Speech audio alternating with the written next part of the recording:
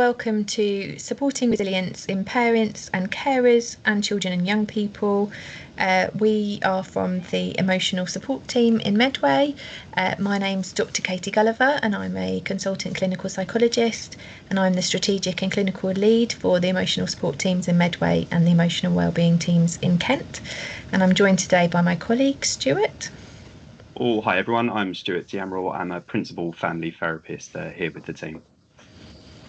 Thank you. So we've been asked to speak today to give you some hopefully useful strategies around how you can support yourself and your child around resilience.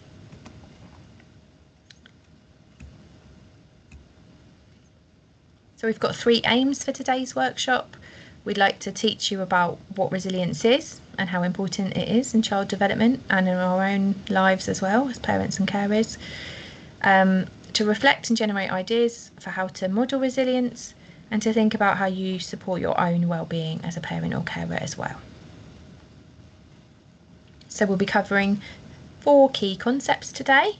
As I said, we'll be talking about what resilience is. Then we'll be thinking about your own support networks and how you can reach out to others. Thinking about modelling resilience in yourself.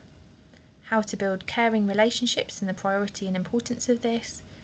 And getting involved in activities and the community. And then finally in self-care. So what is resilience?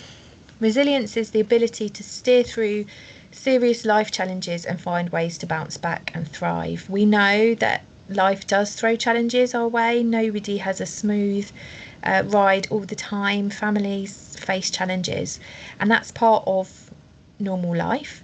But what we differ in between us is how we can bounce back from those challenges, how we can learn and build on those, and how we can get support and seek support from those around us when we are facing those challenging times. And we know that people who can connect to others and get that support from their own internal strengths and from those around them are those people that are resilient and are able to face those challenges. So resilience is divided up into different sections. We've got our own inner strengths, the sort of personality factors or character traits that we have within ourselves. So that's our own self-control, how we can think about things, confidence, having a positive outlook on life, and having a sense of responsibility and participation with our fellow humans. And then there's the outside factors around who we've got around us, who are positive role models, what resources we have in our community, and having caring relationships with others.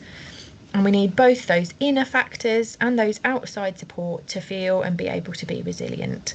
And those things ebb and flow depending on different factors around us in our lives. So what we'll be thinking about today is how you can build those inner strengths and how you can model those to your child, because we do know that resilience and having those strengths starts in infancy, but it does develop throughout life. So even if you feel like perhaps those things are things that you struggle with, there are techniques and things you can do to build upon them and build on the support that you have around you. So it's never too late to build resilience.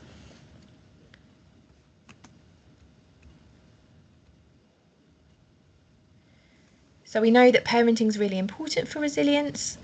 Children develop their sense of self as they confront stressful situations. So part of our role as parents and carers isn't necessarily to buffer and protect them from all difficult situations, because that's not realistic or possible. It's actually helping them to navigate stressful situations. And by doing that in childhood, they develop those skills into adulthood.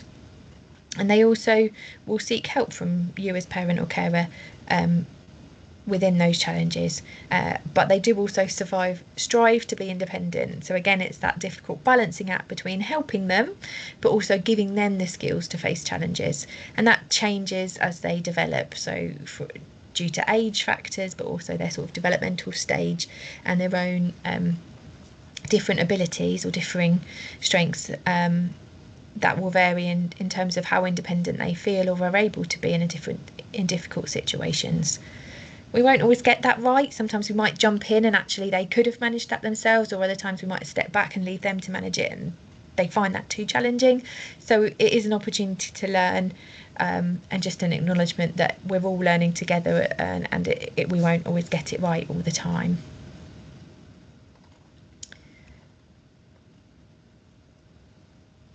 Okay, so looking at our first key concept, so really about reaching out to our support networks.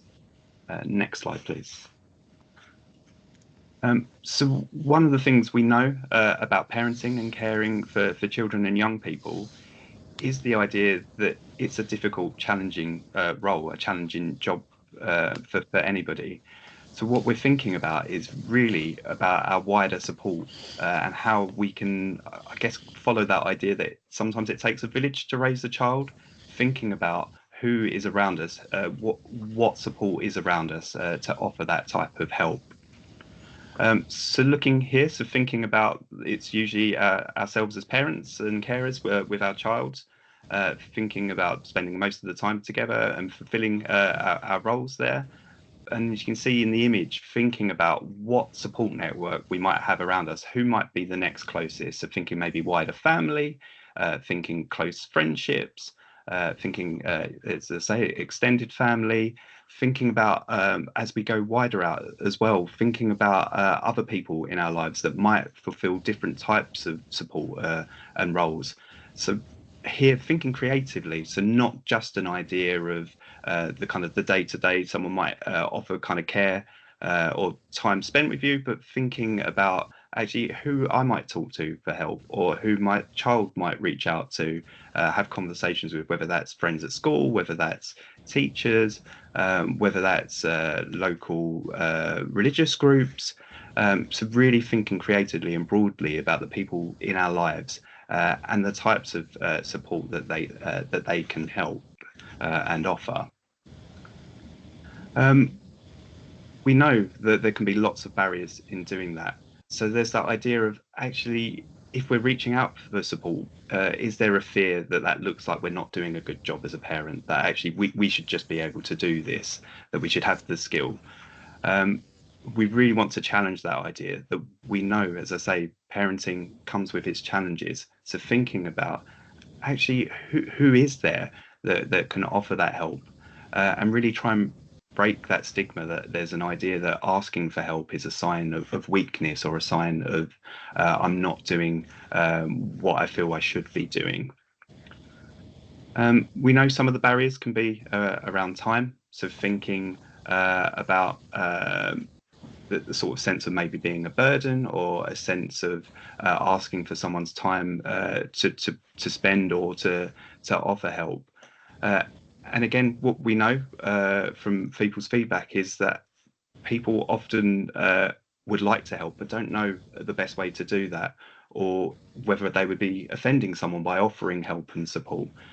So part of breaking that barrier is starting with a conversation, thinking actually if someone does want to help, finding out if they do and how that might look. Next slide, please. As I mentioned, that idea of being creative, so reaching out within the communities that we live, the resources that are out there, we know that can be challenging in itself about knowing what's available. So part of that is linking with local communities, with schools as well, thinking about what is available, what does support look like, what options, what resources are out there. And as I say, that real idea that asking for support is a sign of strength and around resilience, recognizing actually this isn't something that can always be done alone, and shouldn't be. And it can be a really helpful way of role modeling that for children as well. So that sense of actually it is okay to ask for help. We can reach out if we need support. We know that we don't live completely independently from others, that we do at times rely on people at different varying degrees of that level of support that might be needed. Thank you. Next slide. And really here, just thinking about that idea of the different roles that supporters can offer. So it could be advice. It could be that idea of actually there's people around me whether they're professionals, friends, different different scenarios that we might know people, thinking actually I might want advice. I might want some peace of mind. Actually, we're doing a really great job. And sometimes it's helpful just to hear that back from somebody else, that I'm trying really hard here, and just having that idea of, oh yeah, that's great. You're working really hard, and someone recognizing that can go a really long way. Thinking about emotional support. So we know that we're trying to model and support our child, but that has an impact on us as well. So actually, who do we reach out to when we need that extra help, or that day-to-day help as alongside that?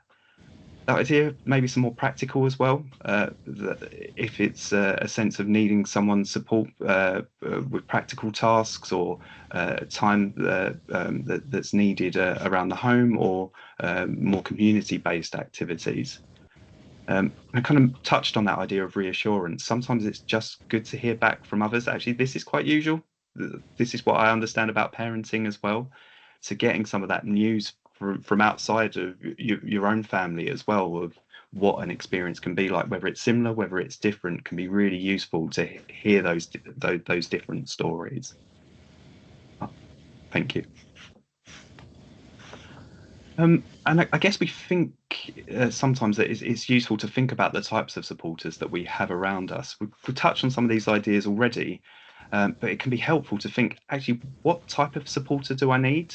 What actual type of help do I need? Can be really useful beginning, thinking, actually, who might I approach? Who would fit that role really well? Who already offers that? So kind of thought that idea around practical support. You might have people in your life who are really good at that, and that's one of their strengths. So it would make sense to be able to reach out and look for that level of support. And similarly around emotional support. And I guess we think about sometimes this on a scale. So I'm mindful that the word support is very open to interpretation. Actually, what do you mean? Support can take so many different forms. So it's helpful thinking, actually, who are the people that are very active, the people that you would often kind of see and they're there and doing a lot. Who are the ones that are passive, but that's okay, that they're kind of there and I can call upon when needed. Or actually that passive support is all I need, is maybe someone just to be on the end of the phone every now and then, just to listen about how the day's been. And I guess then we think about the kind of neutral people that, okay, are there that we could approach, we could think about, but actually we generally don't. So the kind of, I guess, kind of inactive, that they're there, that they might be a potential resource, but actually we're not currently accessing. And then I guess the other side is thinking about the non-supporters. So sometimes it's helpful to think about, I guess, the current level of support that we have, and thinking, actually, are there people that are attempting to offer support, but actually it's not the type of support that's most helpful? Could we think about that? Because it sounds like someone might want to or have the motivation to help, but might not quite know the way that's most useful for you. Or obviously we have people in our lives as well where we think, actually, the help really isn't quite useful, and actually I'm not sure what the motivations are. So I guess we could also think about scenarios like that as well, where we might have people that may be involved, but we're thinking, actually, this is less useful. Thank you. Next slide. And I guess this just drills down a little bit more to really think about the different levels of support and opportunities that are out there. So thinking around really what's close to us already, what our strengths are, and the support that we offer to one another within families. And starting within the home, and then the wider family, thinking about networks. And I guess when I say family, I also usually extend that to think about people that we see as family, as well as kind of biological as well. So people that we're very close to, usually the people that are most trusted in our lives, the people that are kind of we're actively kind of living alongside. And then think about wider community. And there's suggestions that you can see on the screen there, but this will be different for each family. Thinking about, actually, what community do we live in? Are we new to the area? Are we trying to establish these links? Do we have existing resources that are there that maybe we could kind of think about using more, or think about the role that they serve for us. And then moving out, thinking about professionals perhaps in our lives, or different agencies and the resources there that might be available to us. And then thinking more widely into, I guess, more societal level, thinking about actually in the wider world, what inspirational people or figures might be out there that help to provide some guidance or some spiritual support, or thinking really more widely about kind of how we see ourselves in the world, maybe what we're aspiring towards, or what gives us a sense of faith or a sense of purpose or direction. Thank you. And just coming back to some of the barriers mentioned earlier, these are some of the ideas shared by parents and carers around what some of the common obstacles about reaching out for support might be. So that idea of not wanting to burden people to take time, or to feel potentially to feel judged, that actually if I'm asking for help, does this reflect badly on me or on my parenting? So that idea of, will I be seen as a bad parent? I might be rejected. So that idea, if I'm asking for help, somebody could just say no or decline. That it might put a strain on the relationship if I'm asking for more or asking for something different. Will it mean it has that impact? Or potentially my child won't like the idea that I'm asking for help in other places. We think it's helpful to think about the obstacles, really to help try and unpick some of these ideas. That some of these might be based on previous experience, but often these are more worries. This idea of, actually, I think this might happen, or this could occur, without us really knowing until we try and have that type of conversation. So really what we suggest is thinking about that circle of supporters. Actually, if you're thinking about what roles people have already, usually there's a framework to build on and think about the type of help that's available, which would help to think about and overcome some of these obstacles, particularly starting with a conversation. So rather than feeling that it's a build-up of asking for help, actually talking about what type of help might look like before considering any requests. Thank you very much. And here's some tools and ideas that might help to map support networks around us. So building on kind of the circular image we had on previous slides, placing yourself, your child in the center, and then thinking about mapping all the people that are around us. And as I say, I think the challenge here is to try and be creative and think about actually who is within our lives, what roles are people already fulfilling, and then thinking about adding actually what else in addition to that might be useful. And you might be surprised as you fill it in, there's more people around in our network than we often realize until we start doing an exercise like this to help map it. And here's an example here, if it's useful, of thinking for Mary and Jim, Anne and Roy, around the support network that's around them, really just to illustrate and give an idea of the wider networks that could be involved in our lives. Thank you.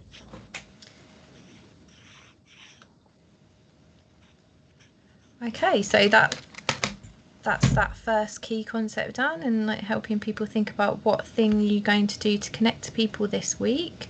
The next concept is making sure we're modelling resilience. So this is a kind of sort of philosophical question to ask yourself. So I'd like you just to think about reflecting on a stressful event where you found it difficult to meet your child's needs, how you responded and how your child responded. And we will always have difficult times when we're kind of full up, when we arrive home. Perhaps this example here, you know, they were stressed, they got home late, it was loud, the TV, and actually our response affects how the child responds. And when we model resilience and taking that breath or that first step to look after ourselves, we're actually showing them as well how to cope with stressful situations. So again, it's just reinforcing that it is okay to look after yourself first. So when you cope well with stress, you're showing your child how to do that, and you're teaching them those strategies. So it's okay to reach out and try and find ways to manage your own stress. There are times when that stress will feel high or difficult to manage. We all have periods like that, and there's nothing, that's not blaming you around that, but it helps if you're able to reach out and find ways to manage that stress yourself. You're teaching your children how to do that. So if you're able to stay calm and flexible, which I know is much easier said than done in some of those difficult situations, but when we do take that minute just to take that deep breath, to go behind, you know, just to go into a different room or safely kind of take ourselves out for a minute to calm ourselves, then we're teaching them that that is the way to approach those difficult situations. So to help do that, it's helpful to use a scale to notice for yourself how you're feeling. So this scale is the 5-point scale, which some of you might recognise, might be a tool that your children have been introduced to through their school. But it's just kind of ranking where you're at in terms of your own emotional arousal. And then thinking, what do I need to do in those situations? So this is a child's version. So, you know, at that 5 high level, they're thinking they need to be able to leave the classroom and get to a safe place to regulate. But actually, what's your own version of that? Actually, is it just taking a minute to step outside and take a deep breath as long as they're safe, so that you can face the situations and kind of to model that resilience in yourself? So this is a helpful kind of quick stop point to just pause and think, where am I at? What do I need to do to regulate myself before I can then respond to a challenging situation or a stressful situation? Okay. Stuart. Thank you very much. So the next key concept is really focusing on building caring relationships. Thank you. And I suppose for really thinking about caring relationships, it's that idea of prioritizing and focusing in on what feels like the most important part of building that caring relationship with a child to help around developing resilience. So one of the things we know is that that good bond and that idea of a trusting, loving relationship really helps to promote the growth of resilience for young people. So I guess that helps to guide us to think, actually, thinking about activities or thinking about time spent with our child doing lots of different things that we might normally do. So day-to-day kind of activities around the home, or thinking about playing together, really help to naturally build and focus in on building that relationship, which we know has a great knock-on effect for resilience. If there's that trust, if there's that idea of seeing how thoughts and feelings are managed in that way, is really helpful and positive for young people. Next slide, please.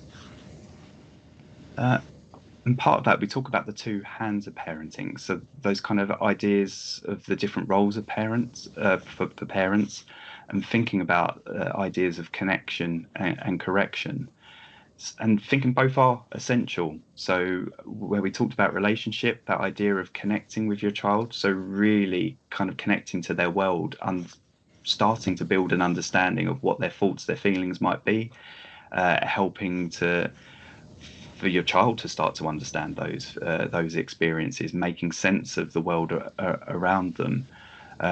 We know that that's no easy task of thinking, of making sense of our experience in the world.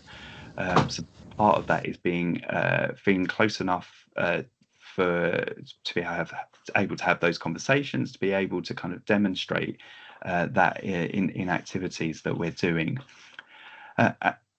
and often we talk about that kind of happening before correction, but we know that there's that element to parenting as well. So thinking about holding boundaries, thinking about, okay, there might be consequences to behaviours if a child or young person's responding in a way that isn't appropriate or isn't acceptable.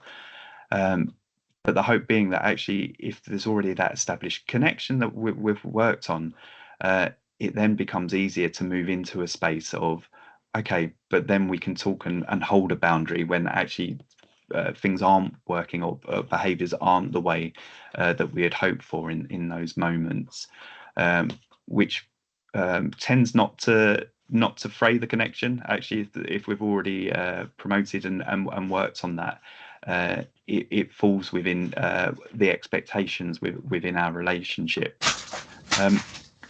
And we know this maps really nicely to the building of resilience for young people. So that idea of, okay, when I bump into a boundary, I know it's a boundary. So that helps me to think how I might then shape or learn to respond in a different way within that scenario. Thank you. Thank you, Stuart. And then the fourth concept is thinking about how can you get involved in activities? What's around there in your community that's going to build strengths in terms of positive activities, and what can you get involved your child involved with at home? So thinking about our home first of all, thinking about those simple activities like the household tasks that we have to do, for example in this picture the washing up, but how can you spend time together viewing those activities that you have to do as something as part of being the family, so you're diffusing that stress, it's not all on your shoulders. And then thinking with your wider community, what activities are out there in terms of groups that you or your child could join in, so that you build those connections and you build that support within your community. We know that being a parent can feel quite isolating, especially if your sort of previous friendship groups haven't got children at a similar stage.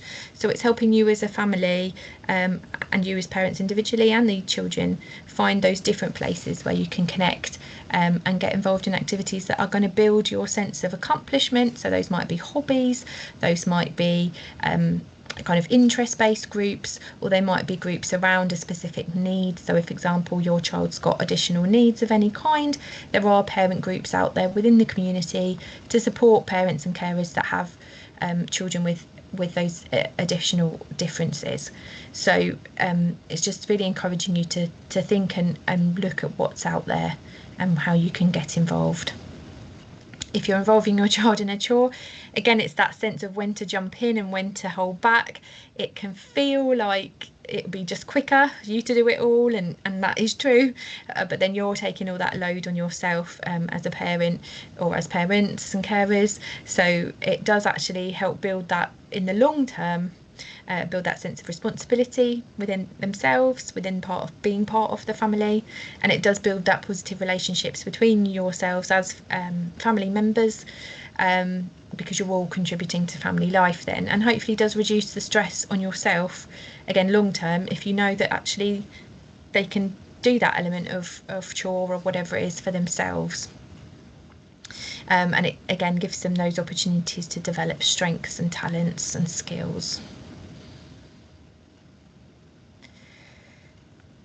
So thinking about pulling all the concepts together, what we'd like you to think about, having watched this video, what are the top 3 things you've learned about how to build resilience in yourself and your child? What are you going to do tomorrow in supporting your child's resilience and your own resilience? And who can you share this information or video with? Do you need to speak to your co-parent or carer or someone in your family in terms of how you might implement these strategies to support your family as a whole?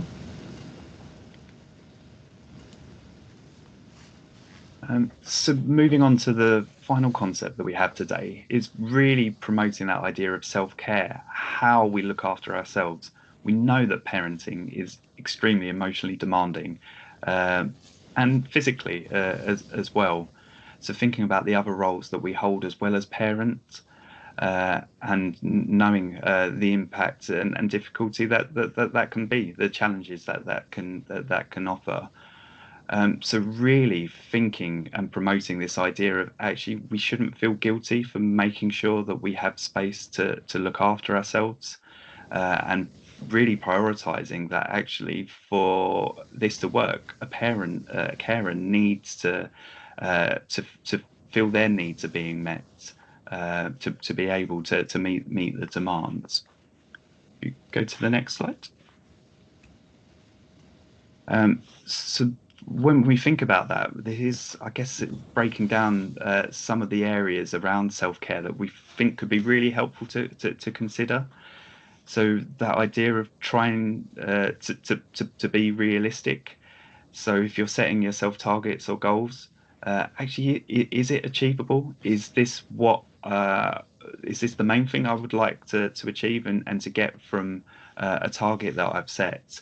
I guess part of that is kind of being kind to ourselves, that we're not setting ourselves up to fail. We're not placing lots and lots of expectation when actually we might not have the time, the ability to meet that. So is there a way of bringing that down to a goal that feels more achievable? That idea Katie mentioned earlier about kind of helping to kind of recognize where we're at, our emotional temperature, if you like, at any point. So part of that is recognizing actually I might need some time here. I might need some space for myself. I use the word might. You will do. As parents, we will need a space to recover, to have time, and that can look in lots of different. That could look completely different for different people. So jumping ahead a little slightly, that idea of looking after yourself with exercise, diet, and hobbies, habits, they might fit well together. So lots of people might choose an activity or do things that help us to have time away, time focused on our own needs. But it may be something different from that as well. There might be different types of activities, or maybe using your support network, people that I might talk to, that help and are really useful under that heading. Sleep cannot be underestimated. It might go without saying, but from a personal perspective, a challenging day becomes a whole lot more challenging if we haven't had great sleep. So it is that idea of thinking we might be tempted to try and stretch the days out than make the use of every hour that we have in a day. Or it might be that sleep doesn't comes a bit lower down the list. So that idea of actually looking after our basic health needs, things like sleep, things like eating regularly, can really not be underestimated about the positive impact that they have. And just coming back to that idea of getting help when you need it, that is also looking after ourselves. So recognizing actually I might not either be the best person or in the best place to be able to offer what I think is needed. And it's okay to reach out and think actually I might need some additional help here, either on a day-to-day basis or if there's a particular challenge that you're facing as a family or as a parent. Thank you. And we'd like to bring in the concept around 6 ways to well-being, and really kind of think about this as for parents and carers, but really as humans in general, thinking about different aspects that we can focus on that really help to support our own well-being. There is a YouTube link there to get a bit more information, but quickly, really just covering the idea of, we know being active is really important for our well-being, whatever that might look like, whether that's going for a walk, whether that is doing a sport or a different type of activity. Connecting, so having those moments when we're meeting with others, whether that's friends, whether that's groups we might do, whether that's special interests. That idea of keep learning, that doesn't have to be going and studying and doing courses, but it might be kind of a mindset, being open to new ideas, thinking about potentially around education, but also thinking about learning new skills perhaps. So taking notice, this can be a really helpful one that we can just do within our day to day. So almost that idea of getting our head up, our eyes open, looking around us, taking in. So if we do go for a walk, rather than I guess looking at the steps in front of us, just noticing what might be around us. Actually, does the sky look a particular way today? Is there a certain smell that's coming? Hopefully a nice one. But that idea of actually just living in the moment, being able to see the richness of things around us that we might sometimes just filter out, because actually we might not pay attention to those without that additional kind of effort to do that. That idea of giving. So I guess we've talked about that balance of thinking about when we have space to give, but that idea of that actually we provide a lot to other people. Sometimes it's recognizing actually what we already give, and just noticing that. So maybe mixing as well with the take notice, and that idea of care. So that sense of not just caring about ourselves, but thinking about our close family environment, out into the wider community, and that real sense of being able to contribute to that. Oh, thank you. So really, just to summarise and come to some of the key messages. So I guess what we know is that everybody has capacity for resilience. It's not a skill, you either have it or you don't. We know that we all inherently have resilience. So what we're talking about is about building resilience and developing it to work throughout our lives in the best way that we can. We know for parents that you are the most important people within your child or your children's lives. So thinking about your own resilience, and also helping to role model and to help that develop within children is vitally important. So really thinking about those opportunities where that can be demonstrated and I guess embedded in our day-to-day lives. Think about the idea of together. So this isn't about what one person might do. This is thinking about those wider layers of support, thinking about the different roles and responsibilities different people within networks might hold, and knowing that the wealth of that support is likely going to be more beneficial for you, for your child, as well as for those involved as well. It's a helpful reminder that all children are different. So we're not talking about there's a one recipe and let's follow this and it will come to the outcome. It'd be great if that was the case. Well, I say great, actually. We'd miss a whole lot of, I guess, difference and diversity. But thinking there isn't that magic solution, that we know what might work for one child and one family may work for others, but we know that also may not be the case. So that I guess there's that invitation to your family best, actually thinking about the elements and how that might look in your family. And then lastly, coming to that idea of taking care of yourselves, I guess we can't highlight enough this idea that sometimes we might talk about the kind of the life jacket metaphor. So that idea of actually to be able to look after others and care for others, we need to make sure we're in a place that we feel safe, supported, and able to do that, and to be able to do that guilt-free. So actually, we are helping our child, we are helping our family by looking after ourselves. Oh, thank you very much. Thank you. So if you'd like to find out more about what the emotional support teams in Kent and Medway offer, then our website is there. And just to highlight that we do offer individual support for parents and groups and workshops for young people, but we work across several of the schools in Medway, so have a look on our website to see whether that is something that's on offer within your school, your child's school. And thank you very much for listening. Oh, thank you very much, everyone.